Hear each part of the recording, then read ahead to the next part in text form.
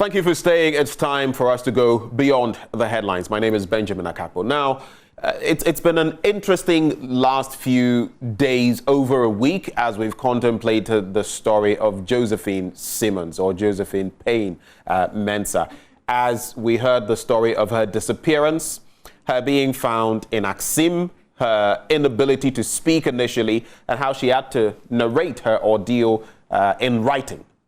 But now the contest has to do with the fact that her pregnancy is being disputed. In fact, the Western Regional Minister has come to the fore for saying that indeed all of that was false, that she wasn't even pregnant.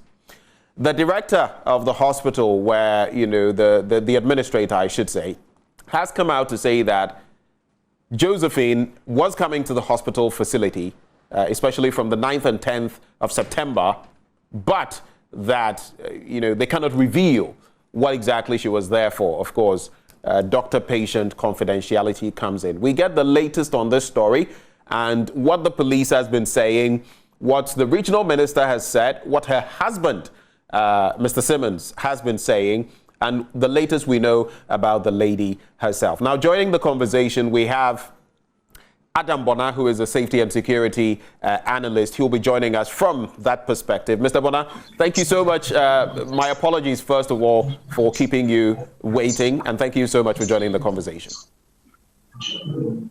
Thank you very much, and good morning to you and your viewers. Thank you. We also have Natalia Kwanzaa joining the conversation. She's our Western Regional correspondent. Natalia, very good morning to you. Good morning, Ben. Great. So just to set this conversation into proper perspective, walk us through what exactly has happened from day one when this woman supposedly took that stroll, got kidnapped, and then to the point where she was discovered in Axim, up to this very point where we are being told there is this dispute about what exactly happened to her. Natalia. All right, Ben. So on the 16th of September 2021, we had Mr. Simon go to a radio station here in Takoradi with a message from the police that he can come and then give announcement that his wife is missing. So that was when I got to know the story. I followed up with Mr. Simons, and then I wanted to have more details. So that was when he told me that yes, his wife, Josephine Payne Simons, was 9 months pregnant, and then as a routine, she usually leaves the house at 5 a.m. and then go for a walk around the Amono Road to the Parkgrounds roundabout. And then yesterday when I visited their house is on the old John Saba Road in Takoradi. Those who really know Takoradi would, know these demarcations. And then from the house to Parkgrounds roundabout, it's just about 2 minutes walk if, let's say, you are not pregnant, but let's say a pregnant person should use, let's say, 10 to 15 minutes walk to that place. So on the 17th, Josephine went missing on the 16th. It was on the 17th that I met the husband at the old Accra station here in Takoradi. And he did confirm to me that, yes, his wife is missing. She went for jogging at 5 a.m. on the 16th and never returned. Initially, they felt, since she was 9 months pregnant, they felt probably she was due for delivery and could be at any of the health facilities here in Takoradi. So according to the husband, they combed major and small facilities to find out if Josephine was anywhere. When they went, Josephine was not at any of these places. So around 12 midday, that was when they reported to the police that she had left home and she had never returned. And so I asked him, what is the police saying? And he told me that later in the day, Josephine had called his mother with a line supposedly to belong to these kidnappers, and told the mother that she should come and rescue her. She has been kidnapped. She doesn't know where she is. So the mother said she wanted to find out or speak to the person who had kidnapped Josephine. The person took the line and hung up. Later on, a relative also told me that they had a call, and then this caller said whatever they wanted to use Josephine for, they couldn't, so they've dumped her somewhere. a search party, according to the family, was instituted to look for Josephine. Well, at that time when I spoke to the husband, he had declined to speak on TV or on record because he said the police had told the family not to engage the media for now. So I understood it. I said, okay, so the only interview or video we had of Mr. Simmons was when he went to the radio station to make an announcement. And that was when a colleague of that radio station interviewed him, and he did speak to us on it. But after that interview, he refused, himself and the family refused to grant any media interview because they were following the orders of the police. So right from 17th, which was on Friday, we were all here. Intermediately, I would call the family, or I'll call Mr. Simmons and find out, oh, have you heard anything? Is there any good news? Are there any red lines? You say, oh, Ina, we are waiting on the Lord. We are counting on the police. They said we should relax. We are waiting for them. I would say, okay. So on the 21st of this month, September, that was when the Fix the Country demonstration was ongoing.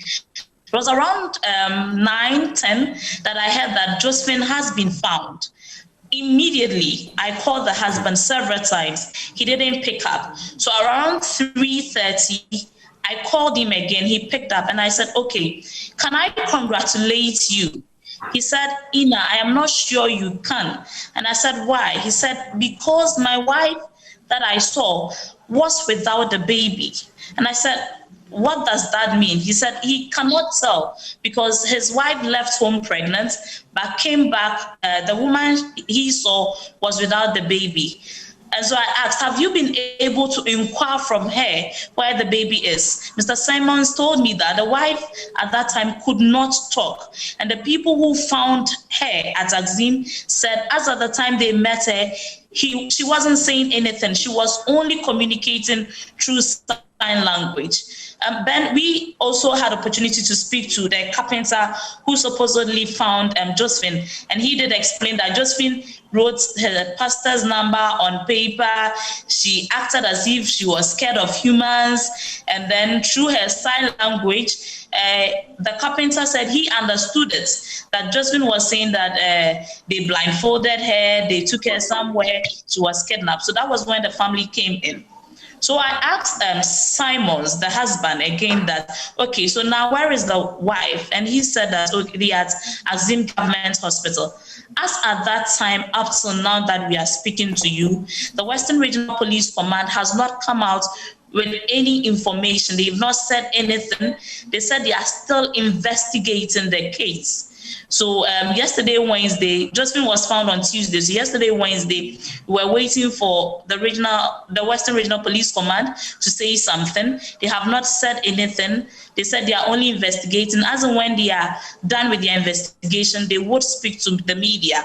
Yesterday in the morning, then we heard the Western Regional Minister, who happens to be the chairman of the Regional Security Council, RESEC, grants an interview on radio saying that information available to him from the NIB states that upon several examination by the medical doctor at Azim, it came out that Josephine was not pregnant. So when we had this, I followed up to the family house to take reactions from them to find out if indeed Josephine was pregnant or she wasn't pregnant. And these family members were so angry, they were agitated, tempers were so high, and even neighbors within the old John Saba Road had even joined in the house, and they just didn't understand why the minister had to make such a statement. They said the minister's statement was reckless. They have evidence that Josephine is pregnant, and they even told me that if I want, I should go to the European hospital, the Takoradi Hospital, which is popularly known as the European Hospital here in Takoradi, and find out if indeed Josephine was pregnant or not. Some of them had told me that when you see Josephine, you would have to look at her twice because they felt that she was pregnant with twins. So they feel that the regional minister made a wrong pronouncement, and some even said that they feel Josephine's life is at stake at Axim Government Hospital, and then they would want her transferred to another hospital.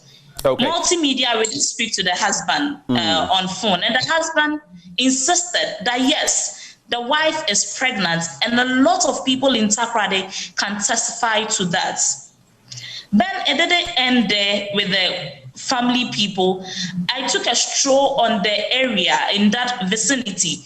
I picked people voluntarily and asked them, have they heard of the missing pregnant woman? What do they know? Is it really true that she was pregnant? And about 5 people that I spoke to within the vicinity confirmed that yes, indeed, they saw Josephine Simons pregnant from day 1 up till date.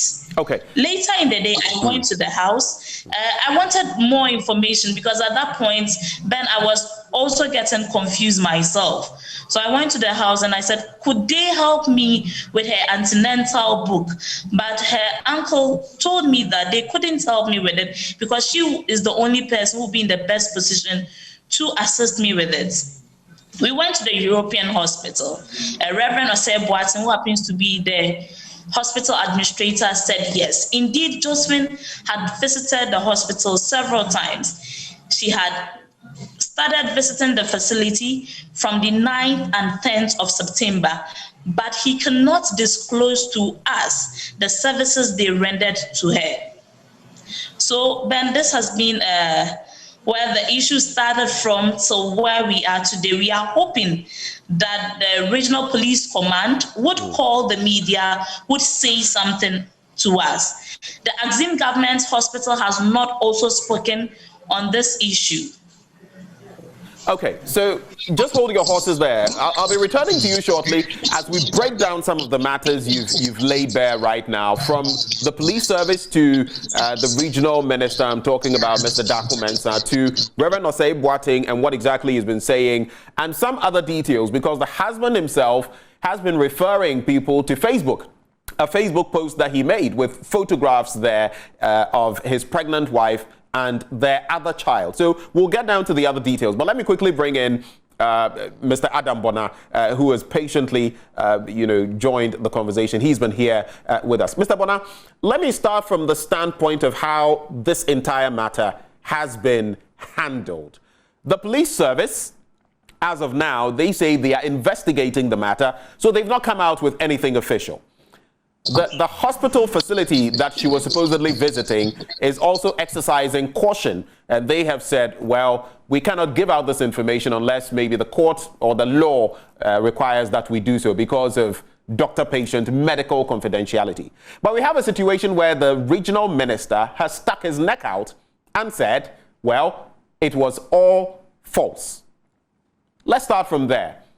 How would you, appreciate that situation? A right move for the minister to have come out that way?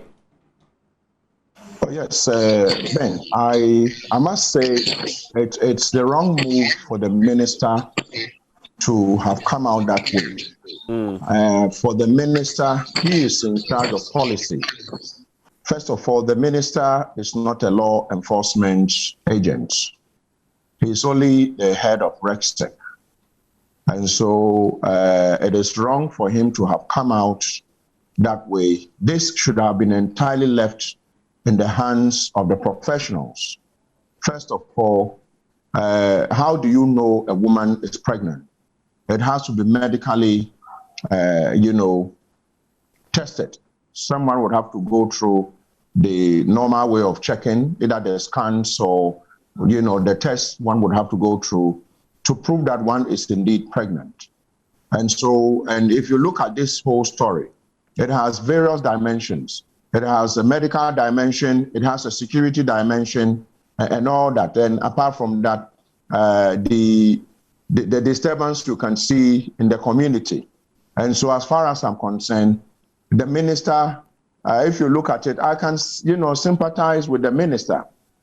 The reason being that Takoradi or the Western region has been in the news for all the wrong reasons. If you know the issue of the missing Takoradi girls, and maybe I'm not holding brief for him. He thought that he doesn't want his region to be in the news again for all the wrong reasons, but he should have left this in the hands of the professionals. First of all, when it comes to whether the woman feigned her own, what do you call it, kidnapping, or going missing, just found somewhere to go hide and say, I was missing. That is an issue for the security agencies to investigate. And this day and age, it is possible to tell some of the places she might have visited because we have the technology to be able to track and trace, to tell that this person carrying mobile phone number so and so, or this mobile phone number that called, and we spoke to the person spoke from maybe Kwesimintim or spoke from somewhere. And so it's possible to put the pieces together and tell the possible location, whether this was a whole story, cooked up story with regards to her missing. And if that is the case, you and I know that lying to a public officer is a crime. And so the police would have to deal with it. And so this is not the regional minister. This is not his stake. This is not for him to say the police should have been doing that. Then when it comes to the aspect of whether she was pregnant or she's not pregnant, I think his comments, I would say, entirely unnecessary, especially looking at the person involved. If the family and friends and relations and neighbors say she's pregnant, and you come out quickly to say, no, she's not pregnant. And the doctors say, meanwhile, you are not a doctor. And so as far as I'm concerned, the minister and other ministers and states, those who have been put in charge of policy should deal with policy matters and leave issues that the professionals must deal with. For the professionals to deal with those things, I believe that at the right time, the police in the region would come out to speak.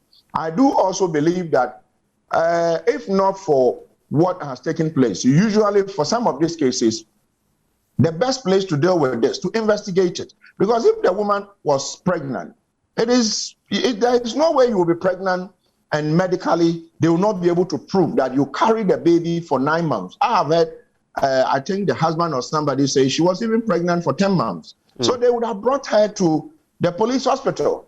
At the police hospital, it is difficult to corrupt anyone. So a medical officer or superintendent at the hospital would check her. And when the police have the facility to do this, if they were able to put together human remains of the Takoradi missing girls and they were able to match them with the living families, it means that police could have done this without the minister coming in to get these people enraged. And that is an important point you make, Mr. Bona. Indeed, the police has been tight-lipped on this matter. They are still conducting their investigations. But can you fault the regional minister, especially when you consider that we had heard from Dr. Atobra of the Aksim Government Hospital, who had said that per what he had, what information he had, the lady had, in fact, not been pregnant. And the family of Josephine has taken on that doctor, saying that they don't know what kind of medical doctor he is, but only the proof at the end would determine. And on the back of that, we also had the regional minister, say what he did as a result of what the NIB supposedly had said to him. And he had mentioned that the police had told him that per their checks, their investigations, the woman had in fact not been pregnant. So would you still fault the regional minister, no matter how hastily he came out? Would you fault him for making the comments he did? Well, I'll still fault him because at the end of the day, he's a politician. And so there shouldn't be at any point where he's seen to be against the people. He should leave it when the professionals speak. When the professionals speak and you are not happy, you can go for redress. You can look for other avenues to, seek for redress. But for him, because in any case, the regional minister is not the Western Regional Police PRO. The Western Regional Minister is not the Western Regional, medical, PRO. If they have one. He doesn't speak for the National Investigation Bureau. He doesn't speak for the police. He doesn't speak for the medical professionals in the region. So he has no locals to speak on these things. At best, what he should have done was to take a back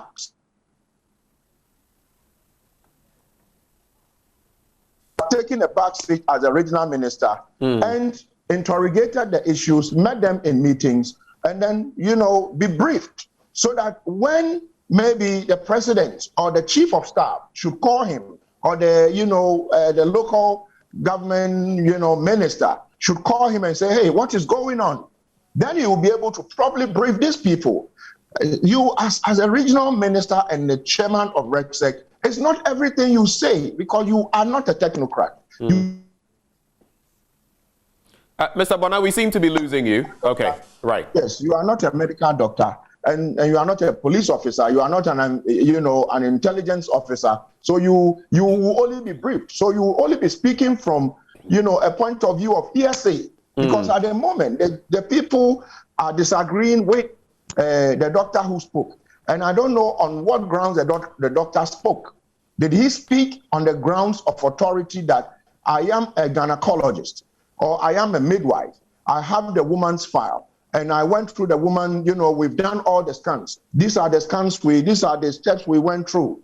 And therefore the woman was never pregnant. Once you don't go through all the steps and you say this is what happened, the police would be looking at, the police at the moment and the investigators will be looking at the angle of a missing person and maybe a potential, kidnapping.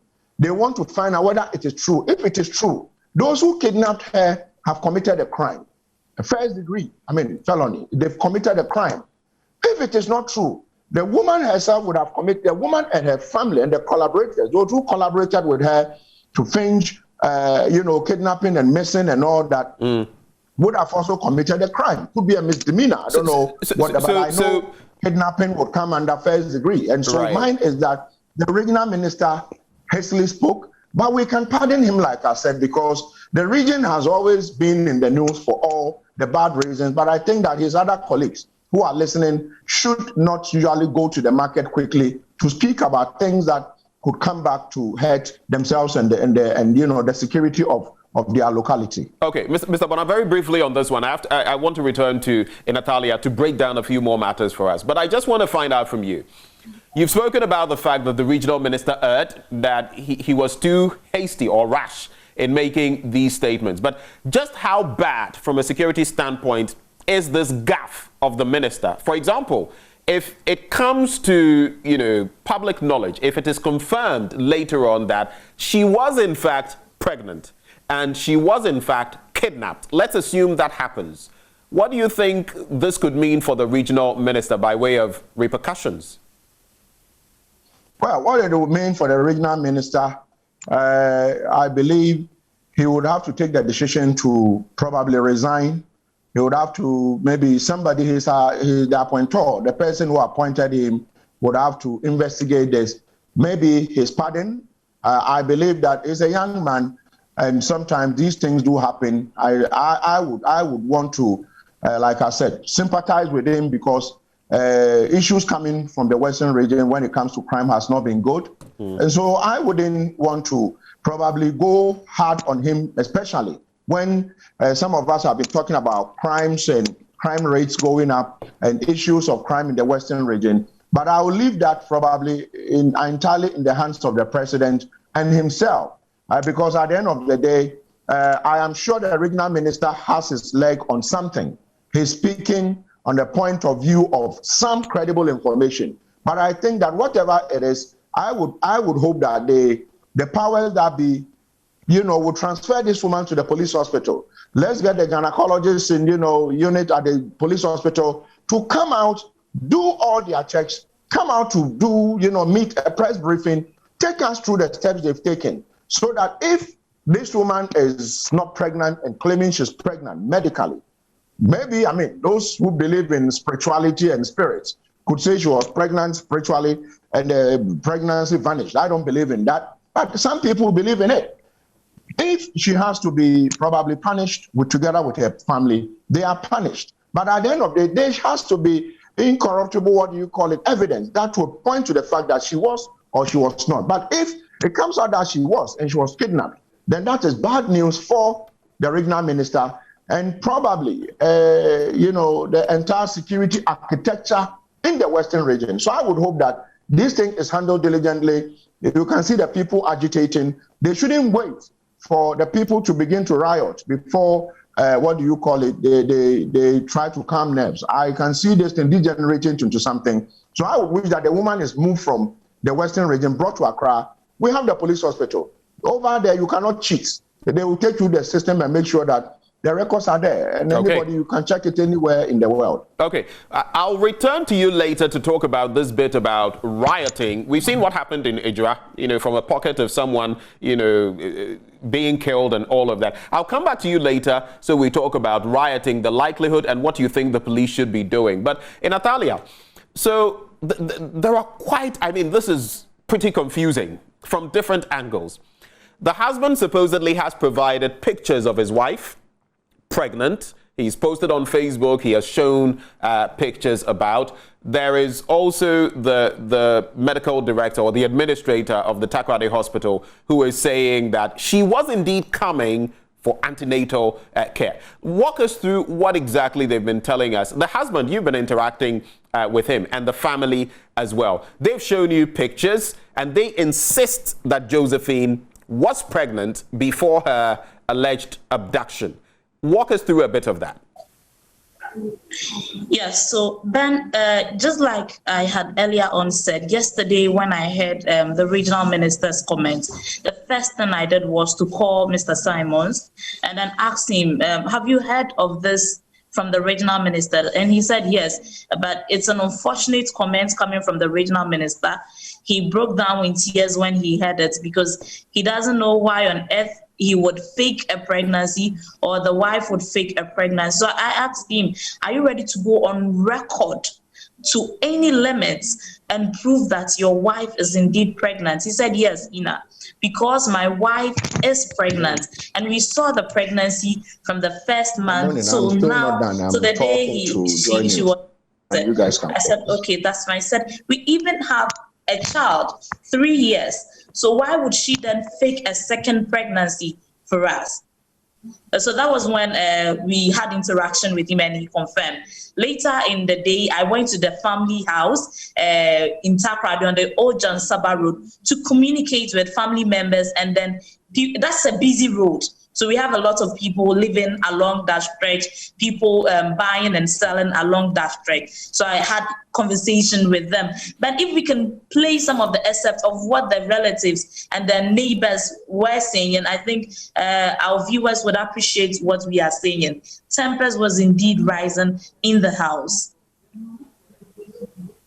So we shall try to get those excerpts and actually play them per your interactions with the family members and what exactly they have been saying. Our technical team is on that to ensure that you get you get to appreciate exactly what their reactions were, especially the husband, in reaction to what the regional minister had said. He was very unhappy with what the regional minister had said, and he then referenced some of these pictures, pointing us to Facebook as well.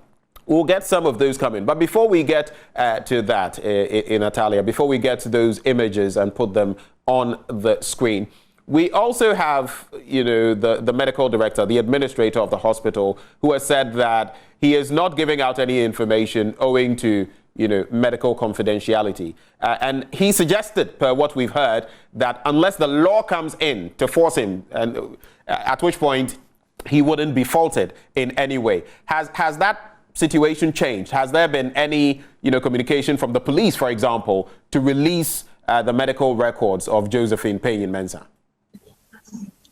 Well, Ben, yesterday when I went there, he, just like you've just narrated, he insisted that unless there is a court order. So in the interview, you hear him citing that even in the morning, the CID together with the police had come there demanding for the record, but he had told them that they should go and get a court order. Until that is done, he's not giving any records out.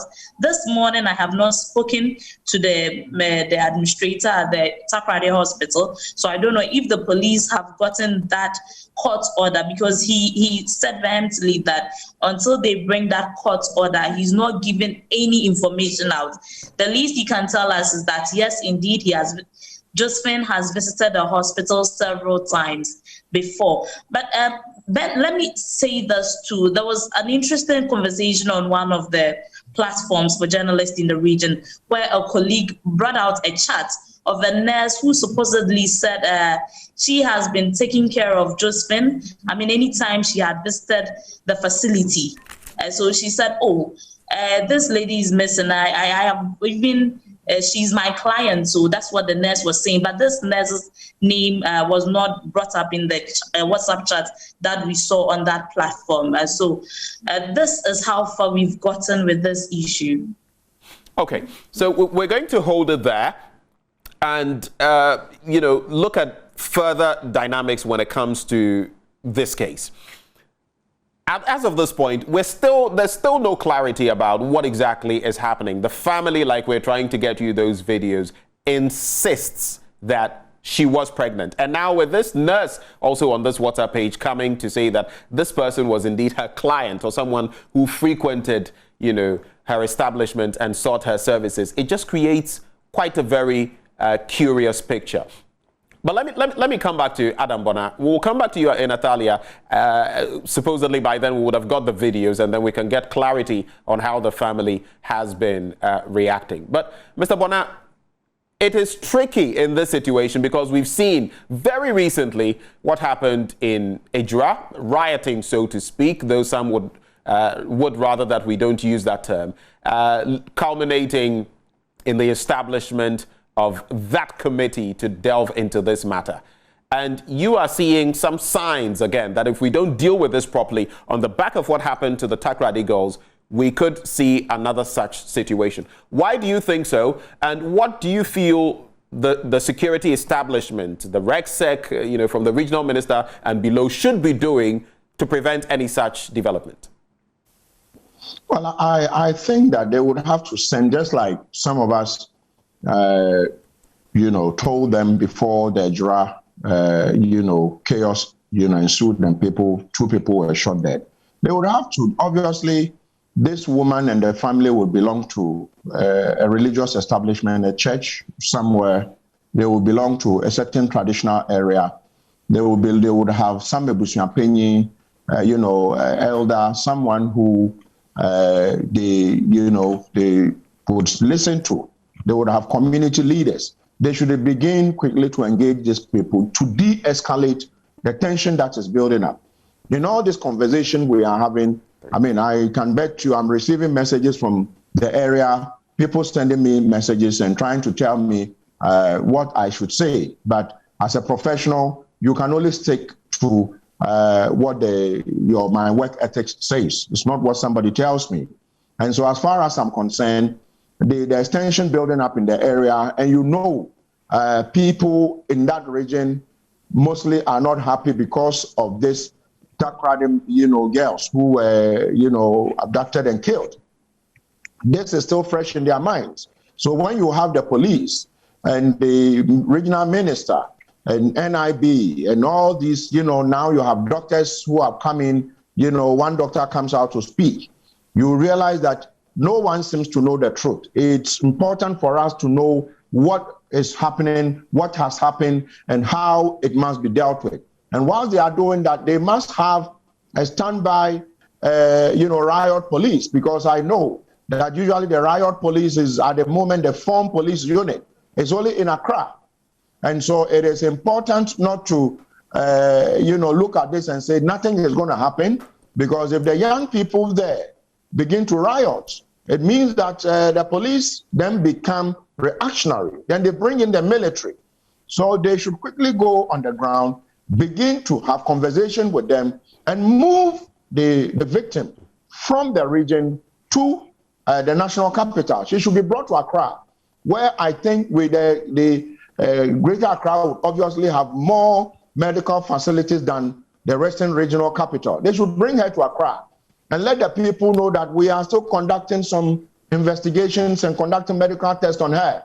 That way, the people would calm down. But as she's still with them, and there is argument, statement and counter statement, Ben, I don't think it is good. It's not looking good. And let's not joke with the people's anger. We've seen what happened in Ejra, and we wouldn't want a repetition of that. So I don't know what the regional minister is doing about it, but I do believe that if the National Security Minister, Honorable Kandapa, is listening, it is incumbent on him and his men, because then, they would have to ensure that these things are de-escalated. I know the IGP, he has been very proactive. Right. And so he can also call the shots and call that the woman be airlifted. We have the CASA, military. She should be airlifted to Accra, taken to that 37. But I would think that this is a police issue. They take her to police hospital. Okay. And, let the people know we are investigating. That way they'll calm down. All right.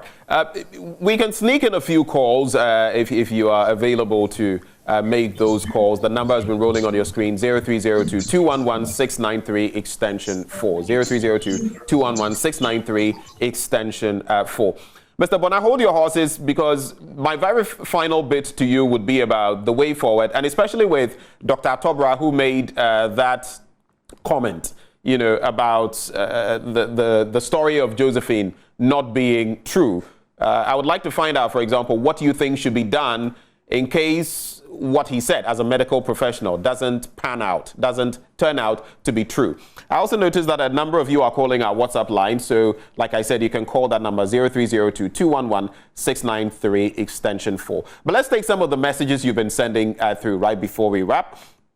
This one says, I am Nicholas from Ejisu Ashanti. This is just unfortunate. We're still getting calls here for the minister. And you say he must be sacked. Let's move on some. So right before we take some more messages, we have Joyce from Dodowa. Hello, Joyce. We've lost Joyce there. This one says, are we safe in this country? You can still call through and share your thoughts. 0302-211-693 extension 4. This one says, good morning. The regional minister has acted absolutely unprofessionally. Oh, we're getting so many calls here. And has to go through the whims and caprices of the law. Hey, this tells the group of people who have been putting governance of the good people of Ghana. God help us. Please, the 055 number is not our call line. So many of you are calling here. Rather call 0302-211-693 extension 4. We are still getting calls here. Ebenezer, good morning. Good morning, sir. Great. Your quick submissions on this matter. My submission on this issue is that the first point or the first issue that brought our attention to this woman was the fact that she was kidnapped or allegedly kidnapped. I think that as a people and as a country, we are losing focus in focusing on whether she was pregnant or not. My question is that whether she was pregnant or not, does that stop or abuse that fact that she was kidnapped? The focal point we should be looking at is her being kidnapped. Is it true or not that she was kidnapped? Then we can look at whether she was pregnant or not. But we'll focus on whether she was pregnant or not. And then we'll see the main issue, which is the kidnapping. I think we should focus on that and see how we can beef up security on this issue. Like the security expert said, there have been issues or there has been precedents with these Takrady girls. And so we don't want these things to be happening. And we don't want to also follow the crowd in the pregnancy issues. Then we lose focus on the focal thing that we should be looking at. Thank you very much. Thank you so much for calling. We have Juliet on the line. Good morning, Juliet. Hello, Juliet. Hello, good morning, Juliet. All right, so we've lost Juliet, unfortunately. A few more messages. And if this health person doesn't take care and takes any bribe from anyone just to cover up for this crime, God will never forgive them. The police should be quick to understand what this regional minister is doing. You didn't add. Okay, so this is Belinda Anani from Western North. Samuel Dogbache says, good morning, Ben. Greetings to you and your crew. Now, Ghana is not safe and no more a peaceful country. That's what you share. Mame from Achimota says, good morning. On the issue of the pregnant woman's kidnapping, the question is, why did the minister say that? Is he trying to save the town following that same kidnapping issue, which happened with the 3 girls before. More comments coming through. This one says, it's a long one. I will just shorten it. From Issy, who says she's a midwife. Good morning, boss. Thank you for the good work you're doing for Ghana. If the woman was indeed pregnant before she was kidnapped, then she's at risk of being at the hospital where they are saying she's not pregnant. The woman is not to be reviewed by a medical doctor, but an obstetrician who will know what is right or wrong. Okay. Havana from Adan says, I think the proof of all this lies on the husband. You can be with a pregnant wife and say you have nothing to prove that. A pregnant woman mostly has this special bag she uses for antenatal. So we'll just wrap with this one. Hello, I am Theophilus from Dodowa. I think the regional minister acted unprofessionally. Unfortunately, we can't take the rest of your messages. Mr. Bona, so to wrap with you, moving forward, what should we do? And on the case of the doctor, if it turns out that his medical information was false, what do you think should happen to him? As for the doctor, even if it turns out the information he gave is wrong, I think that the Ghana Medical Association, or is it the Dental and Medical Council, should punish him. For the doctor, he had no locus. I'm sure patients, health officer confidentiality is very important. He couldn't have just come out to talk loosely like a politician. He's a professional, and his work, there are code of ethics for them. And so even if it comes out that the woman lied, I still think that this doctor, they have their own setup that would specify what kind of punishment he gets. If you have a doctor like that and you go to him and issues of this nature come out, you might be lying. But he, just like the other doctor said, you go to court, you get a court warrant before issues of this nature, they are permitted to give it to you. But a police officer, a minister, whoever, the president can't even walk into a regional hospital or any hospital and say, I need the medical records of such and such a person. And so to come out and say the woman is lying is wrong. Okay. And then the way forward, like I said, is to let's get this issue investigated. Was she kidnapped? Was she pregnant? But let's move her to escalate the situation in the region. Move her to Accra so that while she's undergoing various checks and other things, investigations can be ongoing. But when we leave her there, chances are that tension will be building up, and before you realize, things are going to get out of hand then. Okay. Natalia, I can't leave without bringing you in. In less than a minute, so what should we expect moving forward? What are the expectations? Well, Ben, we are still waiting for the Western Regional Police Command for what they would have to tell us. And so for now, we would still be following up from the family, what's next for them, and then cross our fingers to wait for the command, as I've said earlier. Okay. Well, thank you so much, Natalia Kwanzaa, for staying with us through this. Very grateful that you've been with us. Mr. Adam Bona, we are immensely grateful that you stayed with us on this conversation. The conversation continues, and we'll be getting the details in the days and weeks ahead. But this is where we wrap on Beyond the Headlines. We're going to have a bit of a discussion shortly. But after that, we bring you Social Watch, where we get into unemployment matters and gender biases when it comes to employment in Ghana. Do stay.